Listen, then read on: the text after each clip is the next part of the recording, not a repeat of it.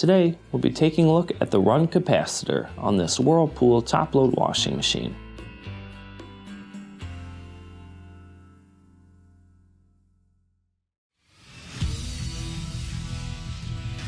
Be sure to visit ApplianceVideo.com, where you will find thousands of repair videos on the latest technology.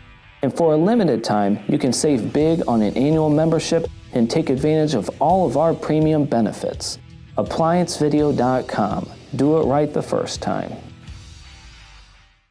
Stop. Before beginning any repair, always be sure to disconnect the power to the appliance.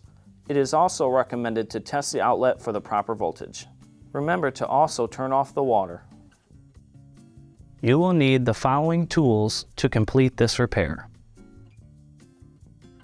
To start, we've gone ahead and put the unit on its side, and in order to access the portion under here, we need to remove this pulley cover. It is held on by two 5/16 screws, one on the bottom, then one on the top. We will lift off on the cover and set it to the side.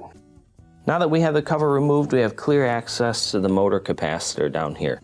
Now the main reasons why you'd be replacing a capacitor is if the unit will not go into spin and it's throwing an error code, or the agitator may be moving in one direction. Now to test your capacitor, what you'll do is you'll disconnect your harness here and you're going to test for microfarads between the two terminals inside.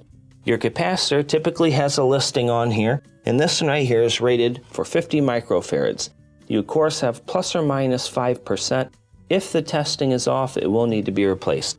Now, if this is still on here, make sure you remove your strain reliever. And then on the inside here, we have 1/4 inch screw that is holding it on. Pull that out and put your capacitor to the side. When installing your new capacitor, it is important to note that the bottom has one small kind of little spot that fits into a hole on the transmission. So line it up, reinstall the screw, make sure that the piece underneath is lined up with the hole. That'll keep it from twisting. Reinstall the strain reliever and your Molex. Now we can reinstall the cover. When reinstalling your pulley cover, first just simply line it up. And we are going to put the bottom screw in first, just to make sure we keep lined up at the top. Reinstall the top one, and this will complete your repair. Thank you for watching another quality video from ApplianceVideo.com. If you found this video helpful, make sure you click the like and subscribe to our channel.